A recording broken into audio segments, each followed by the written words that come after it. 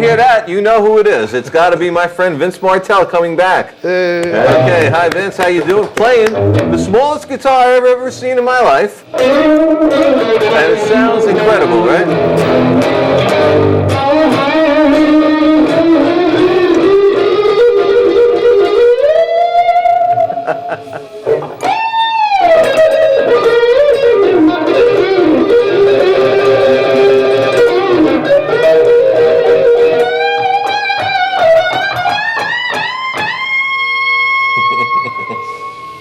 Whoops. I don't think it's not. What do you want to do? You want to turn up the volume? I'm going to turn it up a little, yeah.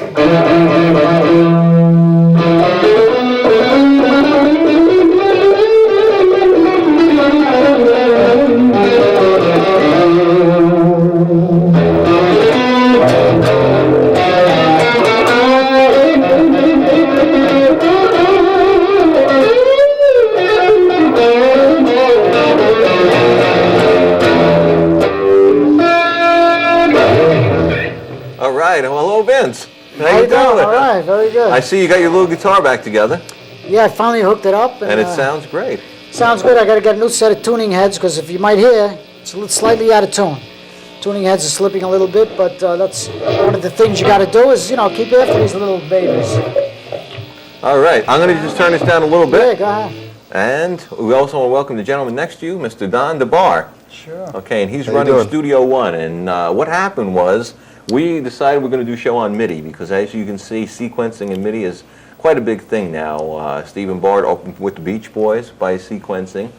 And Don is into it and has been into it for quite a while and has an excellent studio in Ossining, New York, Studio One. We went to the studio. We took Vince there. We took Franklin Jackson, the drummer there, jazz drummer. Don, tell us about sequencing. What's it all about, the whole MIDI thing? MIDI stands for Musical Instrument Digital Interface. Condensed down to human terms, basically, it's a way of interfacing machines and ordinary musical instruments, and people and machines and ordinary musical instruments. It allows musicians to compose, arrange, perform music in ways that were not possible before computers were introduced to music. For example, in the case of a performer, you can write performances into a computer in small segments for a drum kit, a bass guitar, organ, piano, keyboard, horn section, guitars, even background vocals and lead vocals using samplers, and have the instruments all play at the push of a button at any time. You can alter them, edit the performances, change notes, add harmonies, string sections, all kinds of things. And Now, it's is fairly it simple necessary process. to put it on tape? No, it's not necessary. Basically what you're doing is taking a number of different atoms of a musical performance. Note information, in other words, note on, note off, when you trigger a note. Pitch, intensity, velocity, all these different elements of what an individual chord or note consist of. And have a computer analyze it, duplicate it, and in the process of it being analyzed, you can go inside and change individual parameters, individual elements of these elements, and then have the performance come back changed. I play a chord, and the computer reads the chord. I decide rather than playing a natural, I want to play a seventh chord, or a major seventh, or whatever.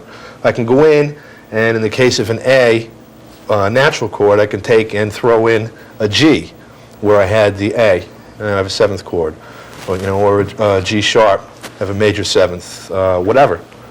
And I can do it as many times as I like, and when the performance comes out, it's going to come out the last way I directed the computer to do it. It's sort of like word processing. And it's noise-free? Yeah. There are digital samplers out that record at 48K or 44.1K, which is CD quality. Reproduce, a million times every time you hit a button, a string section or a horn section or whatever that was recorded in, the finest studios in the world and, made available to you things you can record yourself using samplers also under any conditions you like, in a quiet padded room, in a concert hall, anywhere. You adding effects, reverbs, delays, all kinds of things. Tailoring the sound, changing the delay times, adding phase shifting, doing whatever.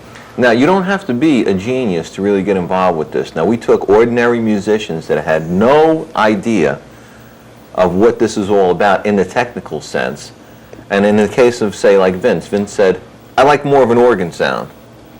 And when you were able to give Vince a sound that sounded exactly like a Hammond B3 organ. Yeah, what we did essentially was give Vince a guitar which had a MIDI trigger device in it. And we gave him basically it's a Stratocaster. And it has a MIDI pickup. Which is this. Which reads at the, down by the bridge, it reads the pitch and the note on, off, and velocity of the performance that he made on the guitar, sends that over a wire to a computer. The computer is connected to a sampler which has samples of individual instrument sounds, and it would reproduce the guitar. Triggering this would cause a reproduction of these individual instruments making the same performance that Vince was playing on the guitar. He also had a pickup, regular pickup setup coming out of the guitar, so in many cases he was doubling with a guitar piece, say an organ part or horn parts or string parts. And how did it feel to play that? It felt nice, I tell you. I liked it so much. I'm going to go down and get me one of those things. Yeah, we're going to take Vince shopping. That's what we're going to do. We're going to set him up with MIDI. Definitely. Oh, you want to get turned up a little bit here? Sure.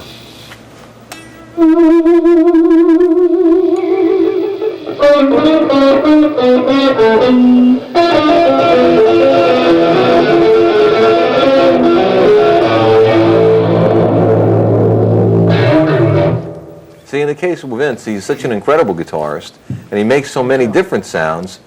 We were able to get some unbelievable sounds out of it. Yeah, it was very enjoyable doing that. Okay, well, we have a couple of segments we're going to show you. I think the first segment we're going to show is the drum segment. Now, we took Franklin Jackson, who was a friend of mine, who unable to be here tonight, but is an excellent jazz drummer. Now, with jazz drummers, the feel of the drum is very important to them. And I noticed when I was in the studio the first time with Vince that you had a Pearl kit, but it wasn't, the pads had a lot of action to them. Right. And so it feels like acoustic drums? Yeah, well, some drummers like the feel of pads, others don't like the feel of pads, and still others like the feel of pads and drums. You know. So you can do a mixture. Yeah. Now, from what I understand, it's also possible to take an acoustic drum kit and trigger that also? Yeah. As a matter of fact, I did that with a band, Tantrum. They're a heavy metal band locally. We took and mic'd all the drums, recorded them to tape, analog tape. After the performance was, on tape, we took, tapped the signal basically, running the recording into individual inputs on a drum trigger. It converts the pounds on a drum to MIDI information. Ran that into a drum synthesizer, an Alesis HR16 and Roland R5, and were able to trigger with the original drum hits, synthesized drums, mix the natural drum sound or the acoustic drum sound and the sample drum sounds together and get a really tight kick drum and a really tight snare sound. As far as the drummer who did the performance was concerned, he did nothing but go in and sit down and play on his kit.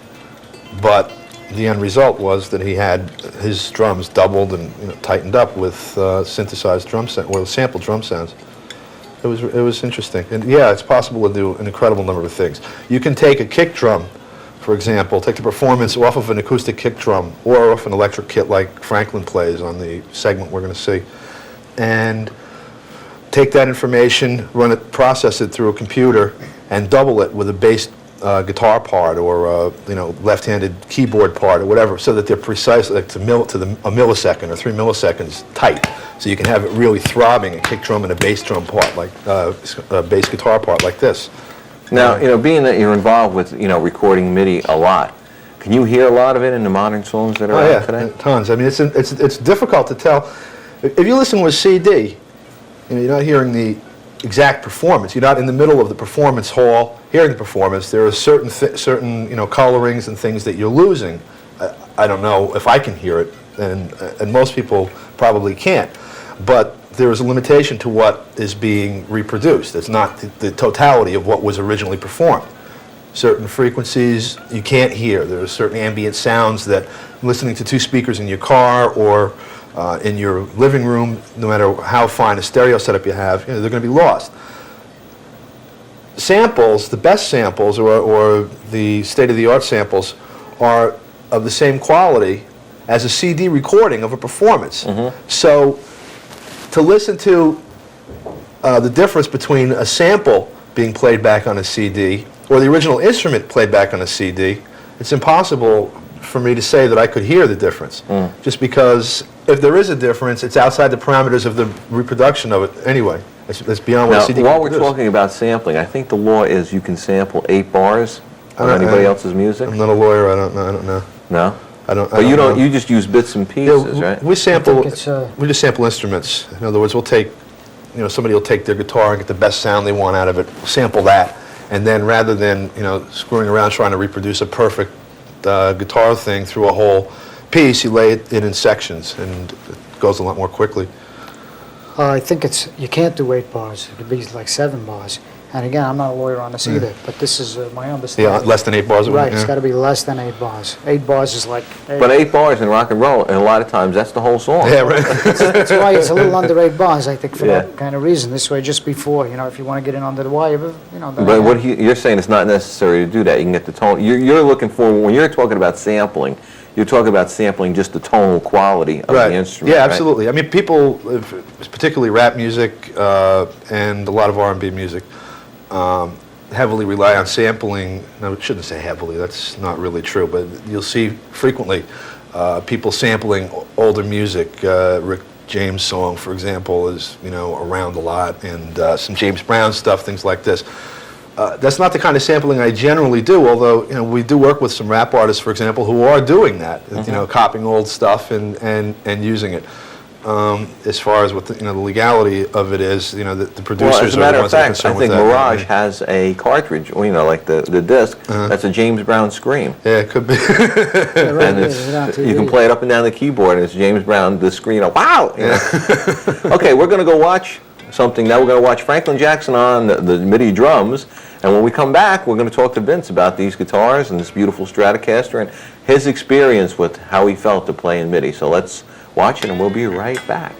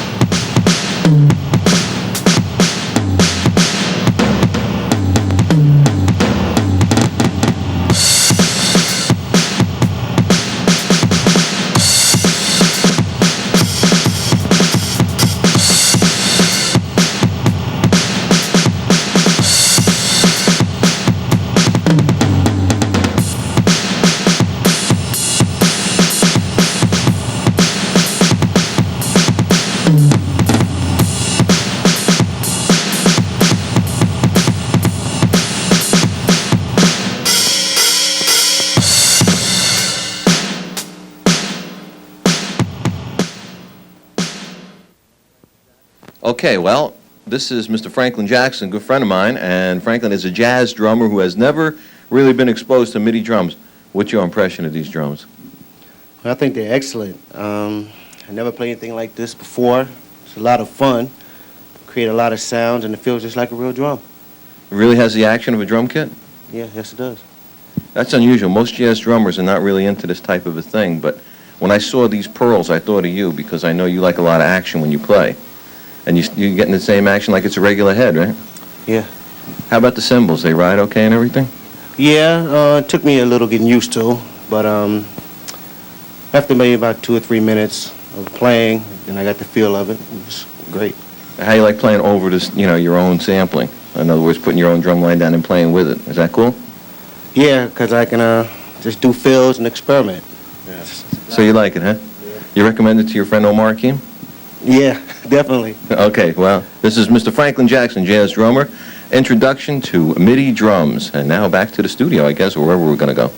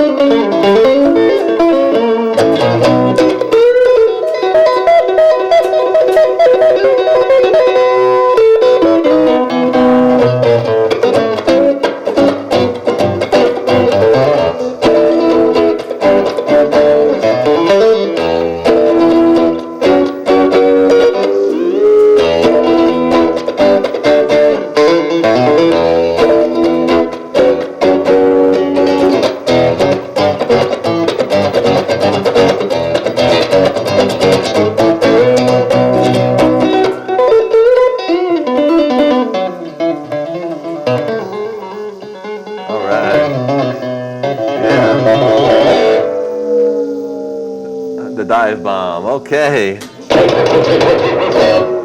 Like I said, you can MIDI all you want, but you got to have a strong player behind you. Yeah, definitely. And I could listen to Vince play guitar all night. Oh, thank you. And Me too, definitely. I play a little guitar. all right. I've been dying to say that all night. Got a sweet sound, that Strat. It's really got a sweet sound. So Thanks Vince, for we time. hooked you up with MIDI. Yeah, you we should have. introduced Very you to a nice. whole new technology. Yes, sir. What was it like? Tell me. It was nice. I like the fact that you have the equivalent sound of a keyboard player, an organ player, and plus you can, with the MIDI, you can keep hooking up. You could have like 3, 4 keyboard players in effect, along with the guitar, especially if you use the volume pedal with it. So every time you drop the volume pedal, the keyboards comes up and does a swell behind you if you're doing chords. So it really turned me on. I like it, to the extent I'm going to go ahead and purchase one, just to turn myself on listening to the different sounds I can get. It was amazing. Of course, we knew Vince was a good guitar player, and that's why we wanted to use him. Mm-hmm. But not being a technical person, he really just grabbed right on to, I'm not trying to, No, I know what you mean. But you're not into the modern technology, and that's what I wanted. I wanted to take the classic rock guitarists like you and really, introduce you to the latest technology, just to see what would happen. It really just happened perfectly. Yeah, no, because nice. you really had that real live ambience feel, right? And MIDI can be intimidating to people if they're not familiar with what it really is about, but you can get in really cheap. You can buy a $300 Commodore computer and be sequencing and going away, going crazy with it. Well, I think what frightens people is the use of the MIDI in like the disco, monotone singing, sterile drum sound. People don't realize there's so much more that you can do with it. They felt that way about synthesizers too years ago. That it was for fusion and for disco, and of course you had Keith Emerson and all these guys going crazy 20 years ago with the things, and longer. Yeah, and brought it, you know, the technology up to date. You know, music is always changing, synthesizing, merging. You take what's out there and you play around and have fun with it. If it sounds good, fun. If it doesn't, you had fun, right? Okay. Well, we're just going to let Vince play out while we go over the credits. We're going to say goodnight, and actually, we're not going to do the credits now. We're going to show the Vince segment. I forgot all about that, right? So let me backtrack a little bit here. We haven't shown that yet. We're going to show the Vince segment, and you're going to do You Keep Me Hanging On, and it's you actually, that Yeah, organ okay, you all right, sound let's do is something. not an organ player. Yeah, It's right. you playing the organ, right? That's it. On the guitar, you'll see it. And then we pumped in, what was that song he did, like that blues song? If you ever change your mind, right?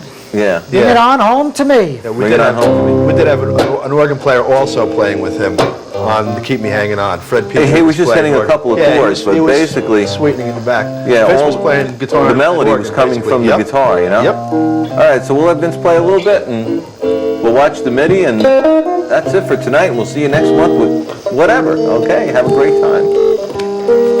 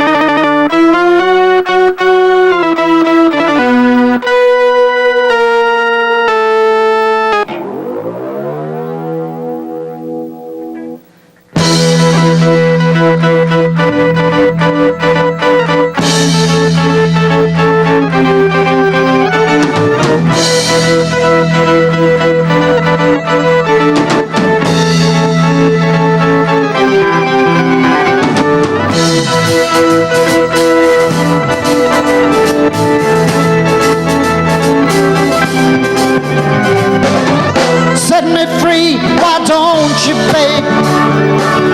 Get out of my life, why don't you, babe? You really don't want me, you just keep me hanging on. You really don't need me, you just keep me hanging on.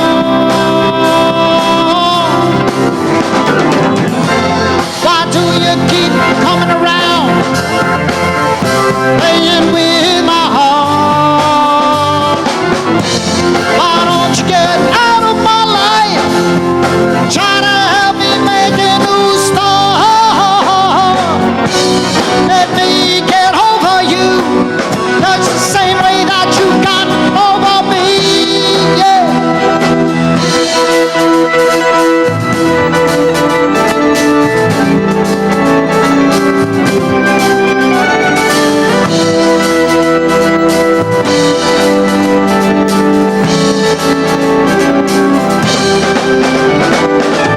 Set me free, why don't you, babe?